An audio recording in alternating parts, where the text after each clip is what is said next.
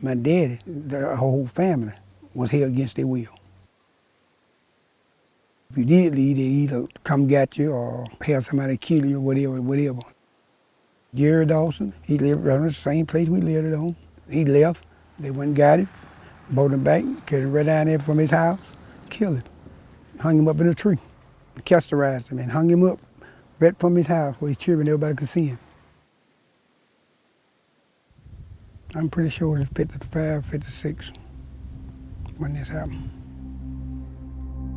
Most of us think that the end of the Civil War in 1865 closed the chapter on slavery in the American South, but that's far from the truth. Over the next 100 years, generations of black Southerners were forced to labor against their will. This new form of slavery happened in the shadows of the first half of the 20th century, and even though the civil rights movement began advancing racial equality in the South in the 1950s, these practices continued secretly, making it a difficult history to prove. Today, there's one woman who's dedicated her life to finding this lost history of black identity. She's been called the slavery detective of the South.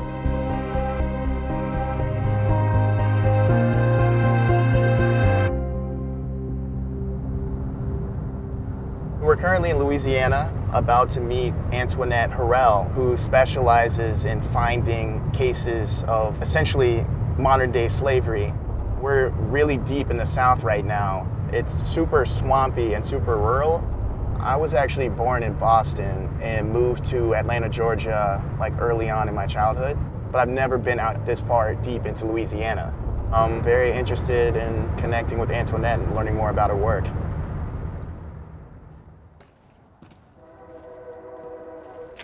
Hello, Antoinette. Nice to meet you. Pleasure meeting you.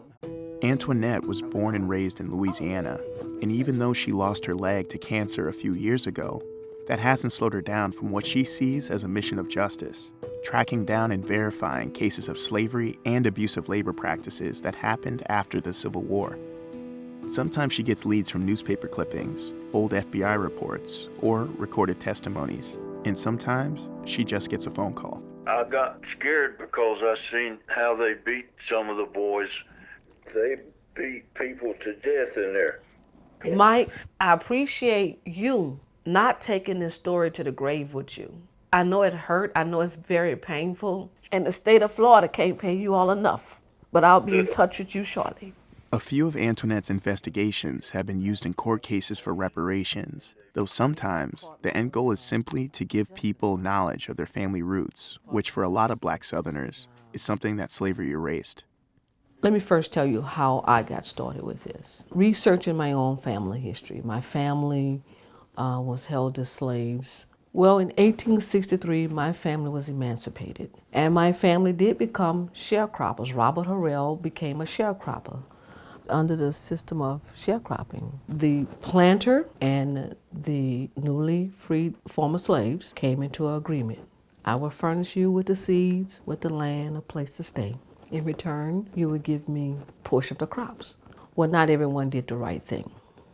Although sharecropping was technically legal, the practice was widely abused by white landowners who used debts to keep African Americans tied to the land that they once worked as slaves. Sharecroppers didn't pay rent, but they didn't own any property, and today, historians agree sharecropping was just slavery by a different name. So many former enslaved Africans had nothing. They had no choice. At the end of the year, you owe me. No matter how hard you work, you are told, sorry. And those cases relate directly to your cases today. Right, after slavery. These are like 1921, 1930, 1940s, the 50s, and some of them to the 60s.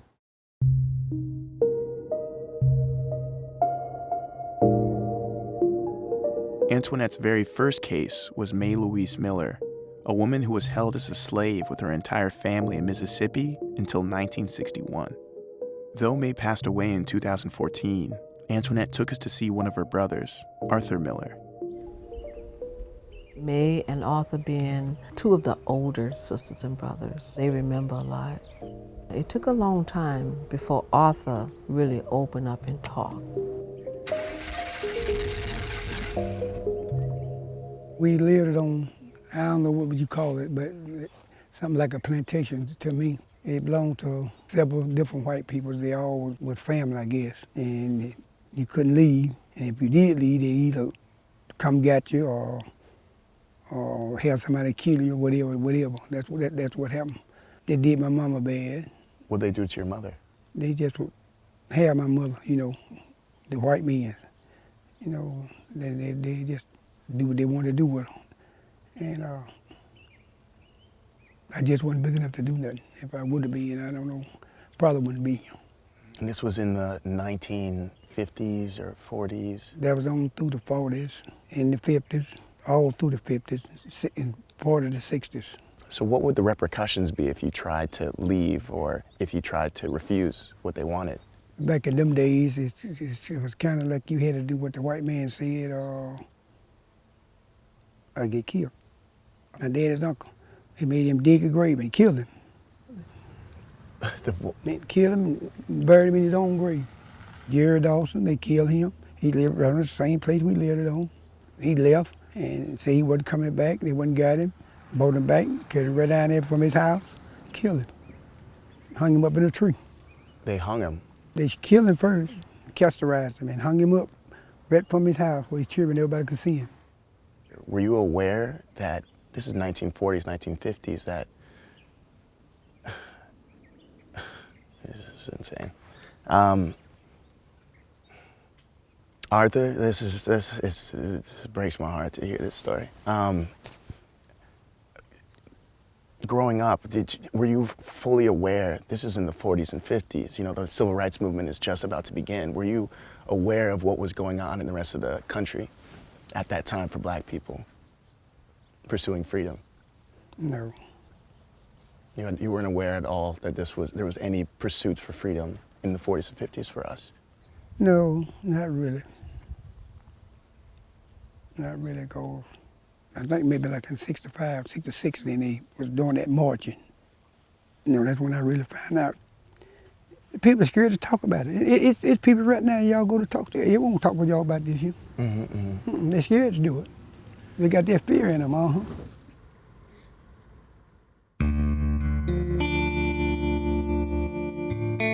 How could something like this happen? A lot of these places that was in very isolated rural areas, it was easy. I mean, you had the opportunity to ride through some of these areas and you saw for miles and miles, there's absolutely nothing. You think, how could somebody not just escape these type of conditions? And once you actually are out here, you see there is nothing but cotton fields and crops and long strips of road where can you fathomably go? It's insane to see how you can be trapped on this land on so many different levels, whether it be economically, physically, and even mentally. We're calling on the world in terms of righteousness, reparations. Antoinette's work for Arthur's family got the attention of a lawyer in 2001, and they became part of a class action lawsuit for reparations. But ultimately, the Supreme Court refused to hear the case, and the pursuit for reparations has since been dropped.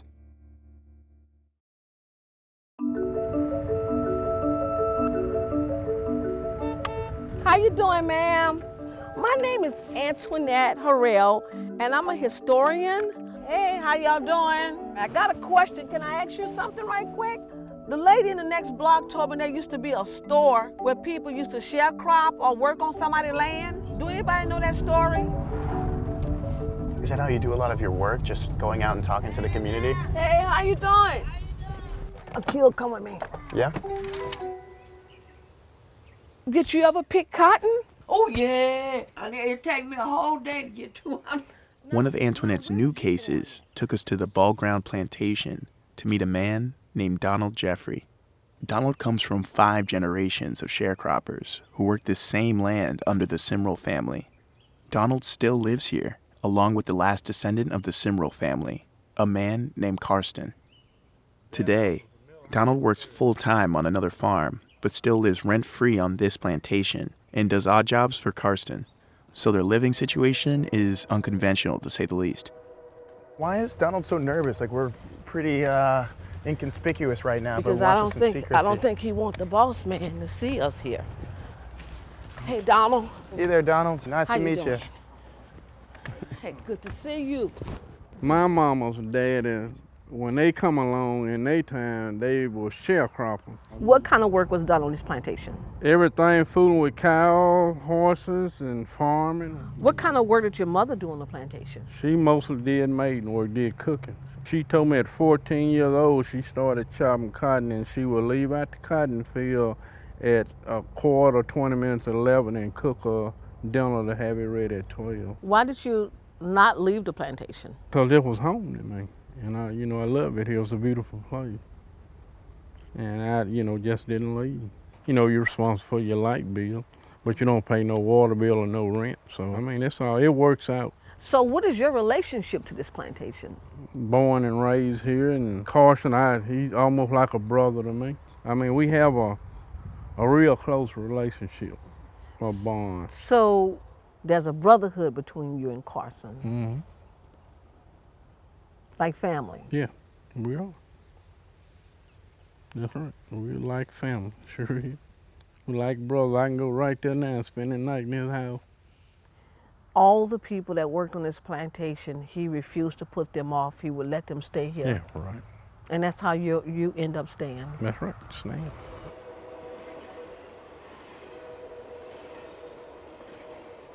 Do I feel like he's holding back some things? Yes, I do. But he lives here, and he have to stay here when I'm gone. And I don't want to put anybody's life in jeopardy, because this can happen. If you're talking about things that people don't want to be told. There's always someone that don't want you to talk about something. That night, I spoke with Karsten about his family's history on the plantation. Hey there, Carson. Hey there, what y'all got going on? How's it going, man? Akil. Hey nice there. to meet you. What nice you to got meet going you. on? Oh, thanks for letting us, showing us around. Yeah, man. Good to see you. Yeah, Come good on to see inside. you too. All right, great. Y'all want anything to eat or anything? Y'all want any beer? Coke, cola? It's fine. It's 7-Up, tea? Oh, that's fine. It's fine. If we could just do a little tour, that'd be amazing, and just Okay. to talk a little bit about the history of right. Ball Ground Plantation. This is my wife, Natalie. Nice to meet you. And then I would say the Semrel family goes a long way out here, right? Yes. My family bought this place in 1899. So if I'm the 5th generation. What is your relationship with Donald? I don't even remember meeting him. Honest to God, we were childhood friends. No joke. I promise to God. Are you related to this man right here? Yes, that is my great-great-great-grandfather. And what time period is this? Ooh, that would probably be in the 30s. This man right here was related to Donald, correct? That's Eli. What kind of work was he doing at that time? Was he just like a general helper for your great-grandfather? Just anything. He'd just do anything. And if anybody fooled with him, they had a hell to pay. So is he still with us? Just like nobody fooled with them, because they know I will kill him. Can you talk a little bit about the history of the land as well? Back then, it was very little open land, okay? Because every home had their own little allotment, okay? Like, say that you were living on my farm, okay? Rent-free, okay? Seriously. Honest to God. I mean, who wouldn't do that? Shit. I mean, everybody else was charging their people. Right, so they just worked the crops and didn't have to pay rent on this land. Never, ever. I was to say, because Donald was explaining a little bit about his history and his And experience growing sometimes up Donald's here. full of shit. Oh, yeah? And you don't have to edit that either. So I see that there's some Confederate dollars here. Did your family have a lot of ties to the Confederate Army? Not really. Just had the currency? What misconceptions are there, do you feel, about the Confederate Army? Here it is right here. You can read it. The Southern Nation, the rise of the Old South. It says the South was right. It was written by two Kennedy brothers. This is about the South being right during the Civil War. I'm not trying to push the book, but it's proven. I mean, you can talk to anyone.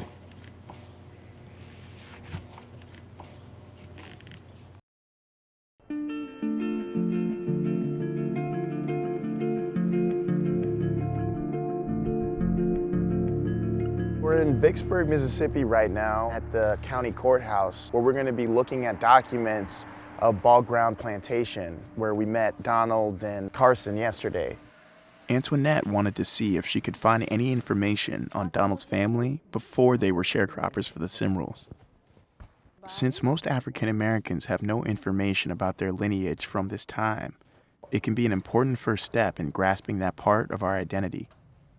We started with his last name, Jeffrey. So Antoinette is tracing the lineage of Donald, who has the last name Jeffries, because his former slave masters had the name Jeffrey. Just like my name is Gibbons, it's formerly the slaveholder that owned my family. Yeah. Oh, Jeffries. This is the estate. This is the personal property they own. So we want to hope that we find someone's names in here. Okay, I need you to pull file 1101. Okay, come on, baby. You gotta be. Somebody talk to me. Finding records like this is rare when you think about how black families were systematically separated, sold off, and then trafficked across state lines. Even finding one person related to Donald would be a long shot. You found something? I found, I can't say that this is Donald's family, but there was one Negro woman and children for $850. Look at it for yourself. Oh, we have some names. John, $660. George, $650. Why is this important to me? Because when I'm doing Donald's genealogy, I will look for these names and see if his genealogy could connect me to one of these people. They had 5 mules, a plow, a sofa.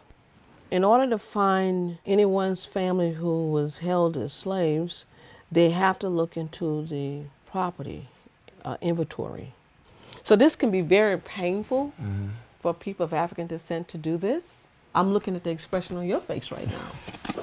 You know, Yes, is this the first time you have seen a document like this? Yeah, but you know, you understand the realities of our history, but to see it on a receipt listed, you know, from 1840s, I've never seen before. Yeah. Now that we had the names, Antoinette called another genealogist to run them through the National Archives. Jeffrey. You gotta look at all of them. Jeffrey. We went through marriage licenses and found another relation named Belle Edwards. Here's the So I can order. Okay. I can order that file. We Edward have Griffith, yeah. Belle Edward. Okay, Bernice, I'm gonna take a picture of something and send it to you right quick. Okay. We're trying to give Donald some of his history as a gift. There you go. I just sent you something. So Antoinette, can you tell us what you just found? I just found Edward Griffin and Belle Edwards was married in 1877. So this is Donald's ancestors. She might have found something. Hold on. Hello, Bernice. What did you find? Isabella Edwards. They have the whole tree, plus they have pictures and everything. I'm about to pass out. Girl, don't tell me. Oh my goodness! Here it is, the Jeffrey tree. Let me sit down. That's crazy. Here I am looking at pictures. Wow, this is amazing. 89 people. Earl May Jeffrey, Maggie B. Jeffrey Reed, Hawkins. They even have the cemetery. Oh my God. I'm in tears. I'm really actually in tears. I cannot believe this. Donald only knew. Antoinette was able to identify an entirely new branch of Donald's family. She found that his ancestors could be traced back to Virginia, one of the first and largest slave ports in America. It's now up to Donald to determine what he wants to do with this knowledge. It's hard to know how to accept any of our history in America, but at the very least, even learning who our ancestors from this time were feels like an act of justice. How do you feel about the work? You know, Antoinette's visiting different places. I think that's nice. No, that's good. You know what? You know, y'all too. It's good what y'all doing. That's real good. It's good for somebody to know how people have been treated. After the Civil War, we were, as African Americans, promised 40 acres and a mule to begin to have our own lives as Americans, but we weren't able to get it. Weren't able to get it. You think that if we were given reparations, that we may be able to fix what has been wrong? It may not really fix it, but it would help. You know what I'm saying? It would. I do know what you're saying. Yeah. You know, it's just something that's kind of unfixable. You can kind of amend it back together a little bit, but it won't completely fix certain things. Killing my uncle, you know, make him dig his grave, and you know, just stuff like that. You know, you just can't fix that there by giving me a mule.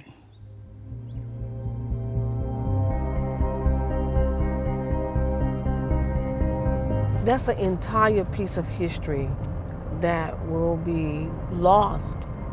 We need to do as much recording with people who would talk about it. A lot of people went through it, but they're afraid to talk about it. It's bittersweet. It's bittersweet.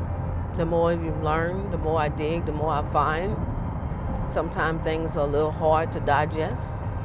If I just do it because it needs to be done.